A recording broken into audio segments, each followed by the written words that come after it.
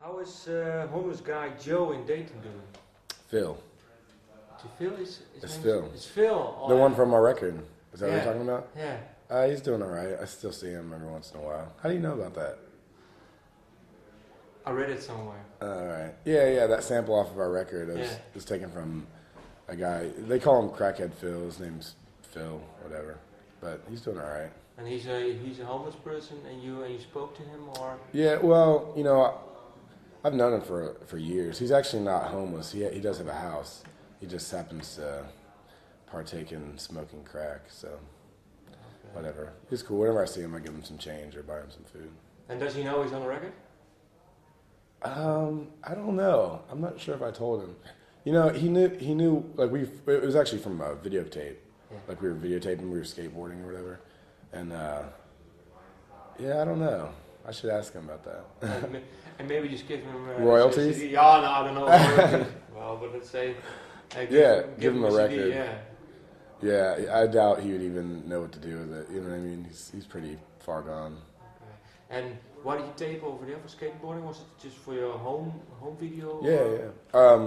It was actually from a long time ago when I was probably like 18 when we filmed that. It's really old. I don't know why I decided to use it, but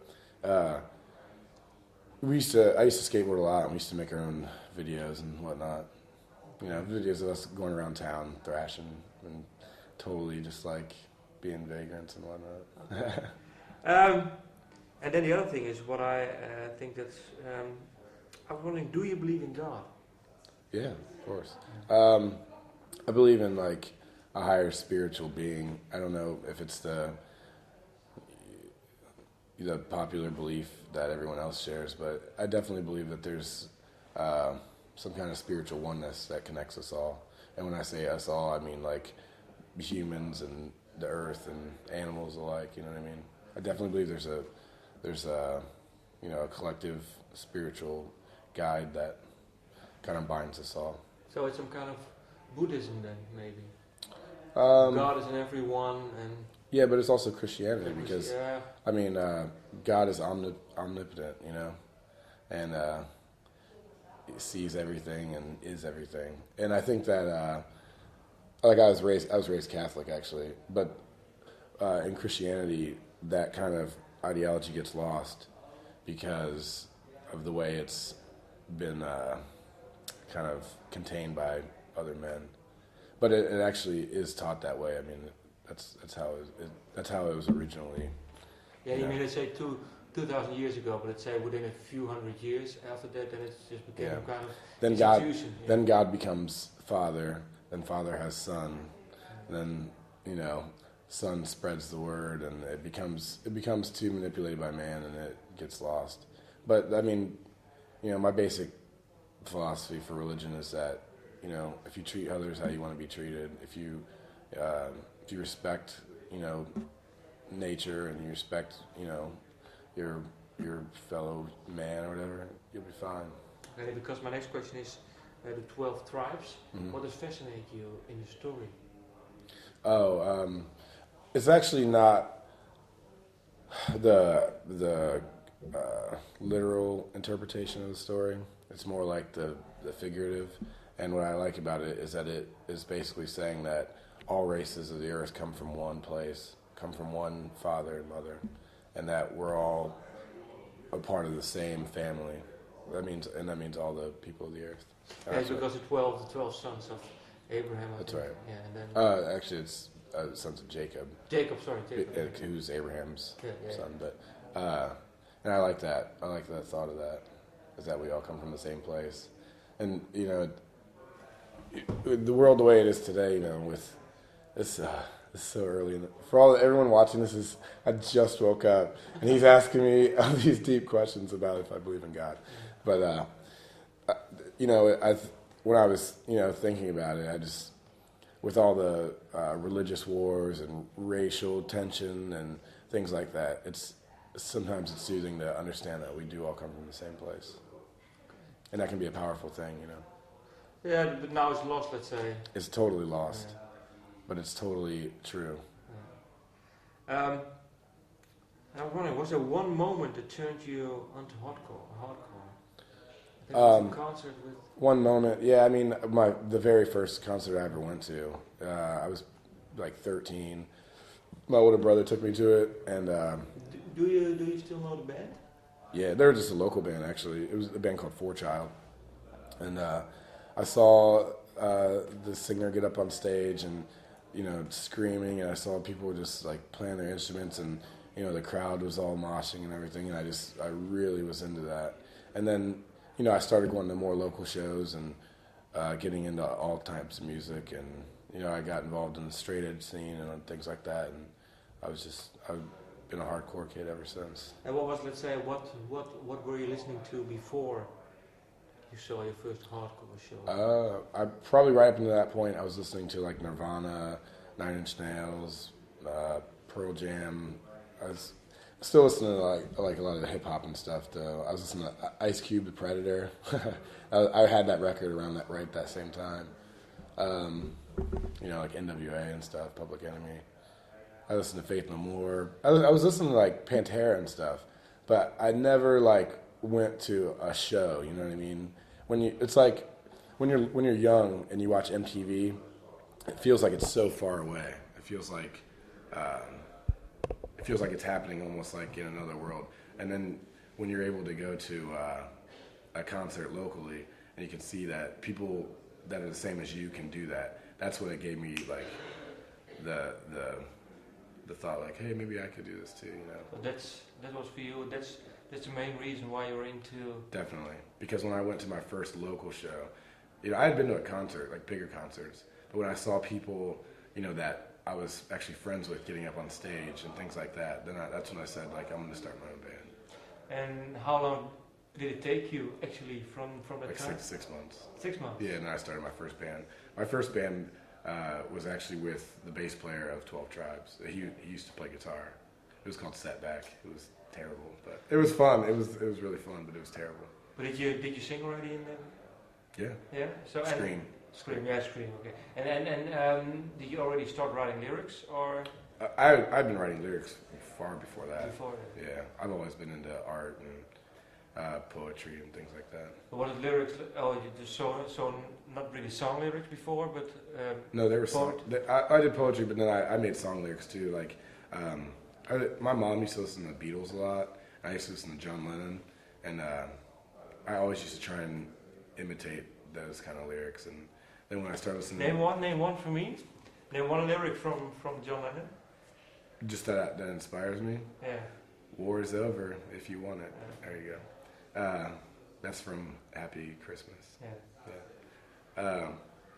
You know that song? Yeah. Cool. So like I was really inspired by those kind of lyrics and. Why? I don't know, man.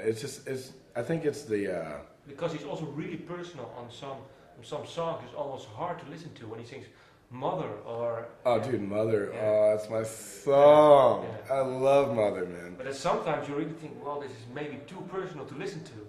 You know what I mean? No, it connects with. I think personal lyrics really connect. Yeah. But there's something about powerful lyrics with strong melodies that it's a proven formula. It works. It strikes a chord with people. Whether it's in like R&B music, rock music, or whatever, it strikes a chord with people. And something about the way the Beatles write songs just really hit me. And I just love it. I don't know. They are really. I don't know. They if you listen to now, they are every album. It stands out. Yeah. And it's really hard to do nowadays. Even. Oh yeah, definitely. And even when you take the time span between the albums, now every band will 2 or 3 years between the albums, but they recorded one every or two, year. Yeah. Yeah. It's crazy. Yeah. And I wish there was more bands like that, but the way things have changed in the music industry, it's very hard for bands to do that. What do you mean to grow?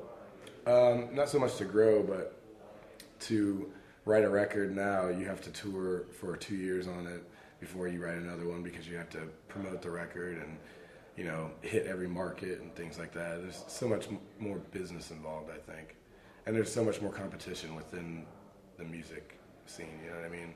Like there's definitely a lot more bands around, and in order to stand out, you have to get out there and play shows. And it's hard, and just from that standpoint, it's harder to write when you're on the road. You know what I mean? But do you mind? Do you mind? No. Do you know? Because let's say for you, I think you like to write songs, but you also like to play. Yeah. And what is it for you? What is the best mixture? Let's say.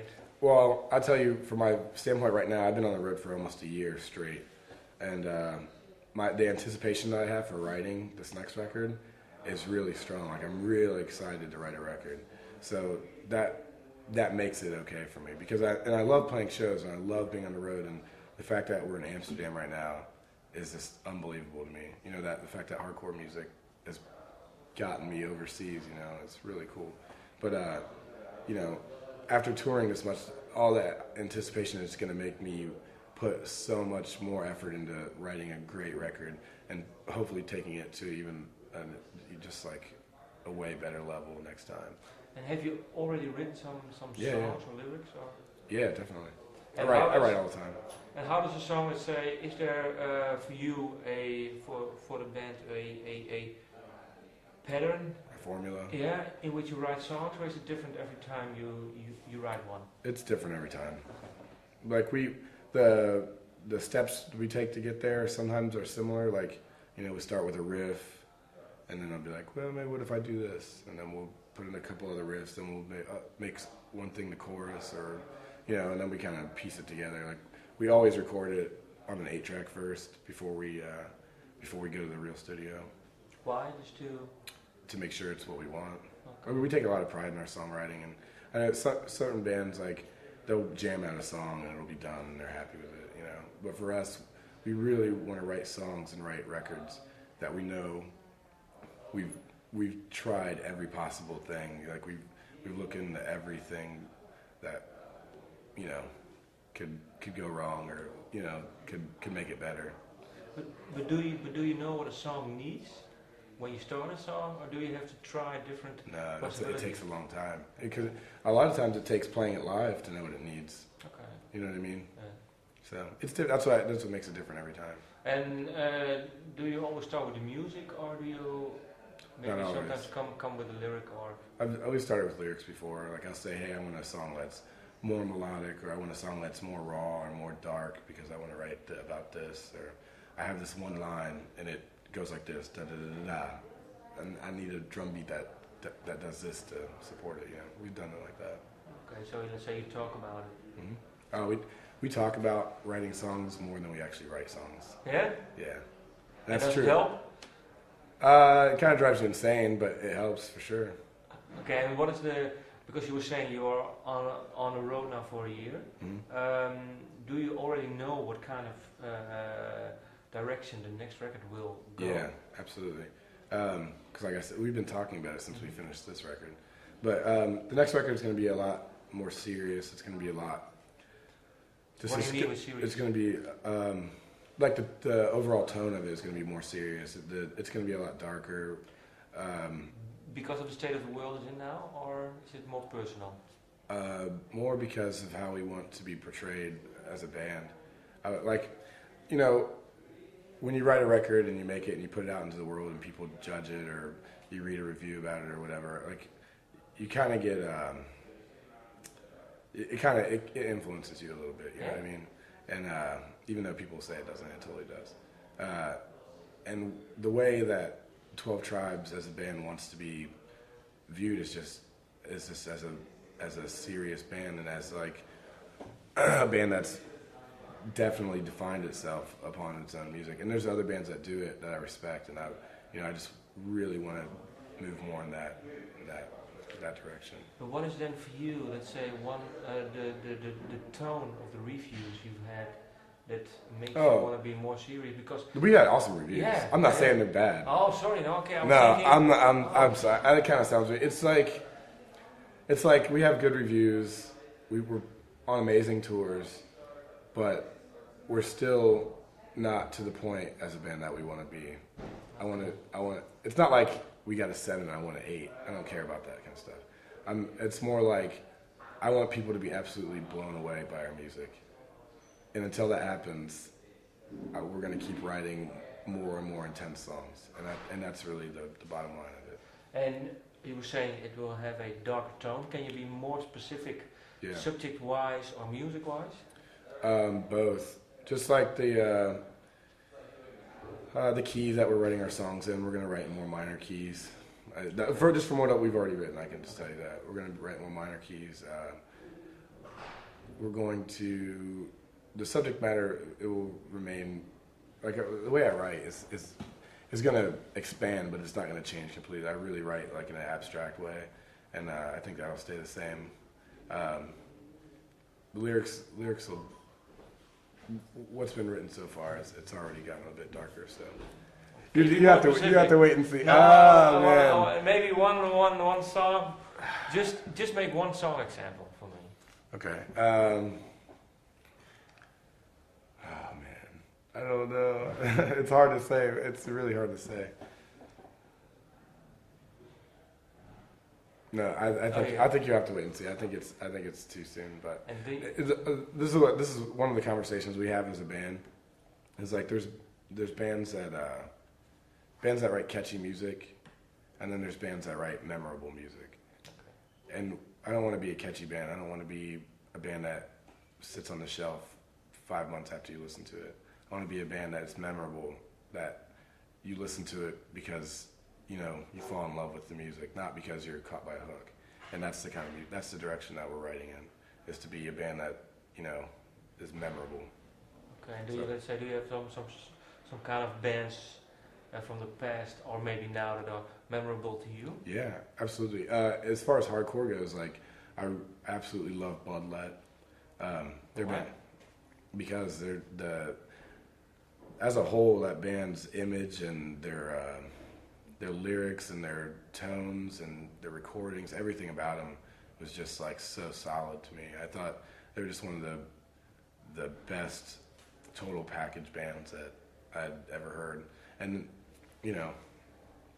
when you're a kid and you take the time to memorize every lyric of a record, that's how you know you have a good record. Yeah. And I notice that when I see kids at shows that know our lyrics are hard to memorize. And I know because I wrote them. You know what I mean? Yeah. Like, they're hard to memorize. And when I see kids that sing along to our lyrics, I like, that means so much to me. And like what I was saying about the catchy thing, when I see kids sing along to Sum 41 or something like that, anybody can sing along with that. I sing along to it, it's catchy, whatever. When I see kids sing along to things like Bloodlet and Converge and things that you're not really supposed to sing along to, but they take the time to read the lyrics and you can tell they listen to music. I think that's so much more rewarding, than to sing some pop hook. But that's also the difference between, the people who listen to it.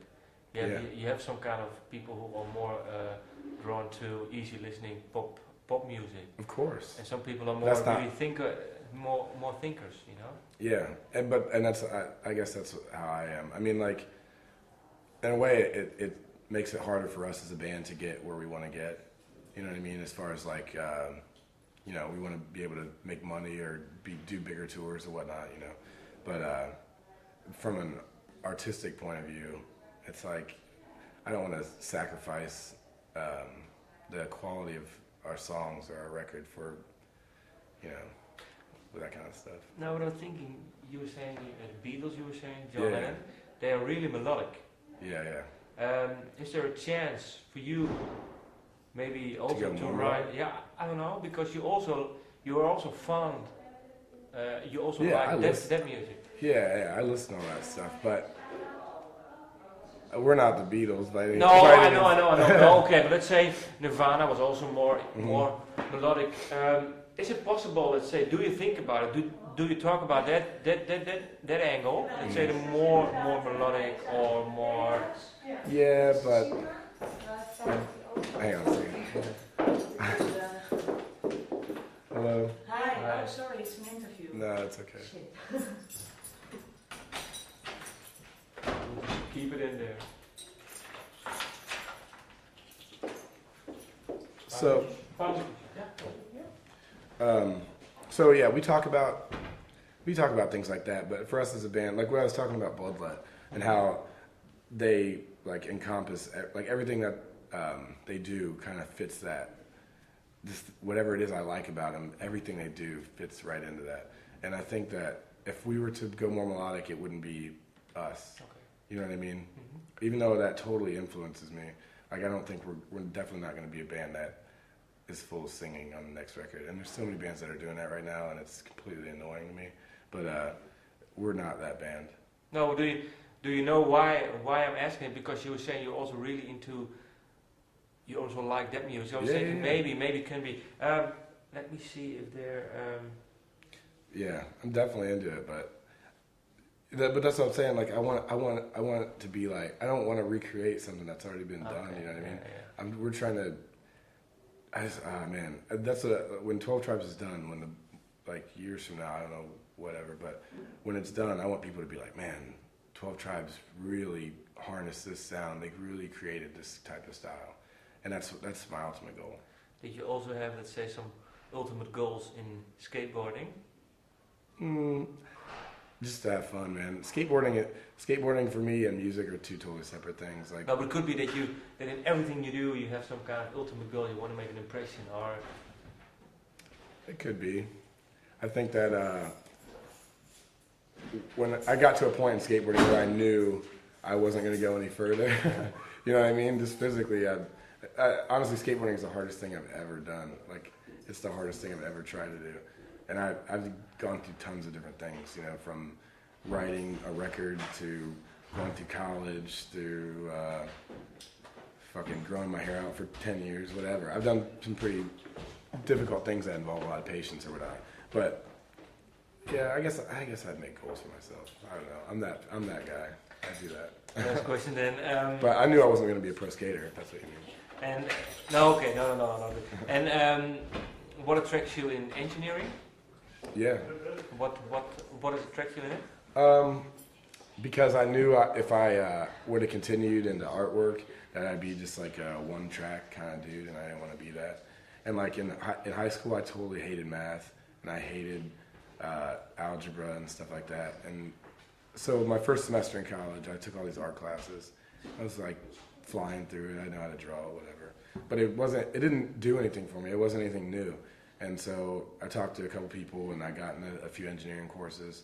I really liked it because it was something that I never had done, you know what I mean? And I just told myself that if I wanted to expand myself as a person, like I should probably try and do something that I had not done before. And what is the thing then for you in engineering? What do you like about it? I like the freedom and the creativity in it. Like what I did after I graduated, I was doing product design for a company, YSI, Dayton, Ohio, Yellow Springs, Ohio. I was doing like product design and like product flow kind of stuff. Like, you know, a new product comes on the line and you develop a system to make it easier to manufacture, you know? And, you know, that was really cool. But, you know, for me, like in the beginning, I was like, if I can make it through to get an engineering degree, that'll just like totally fulfills a side of my brain, you know, that I hadn't been using up to that point. You know, and I think it was a risk for sure. You know what I mean? And not a lot of people take risks like that.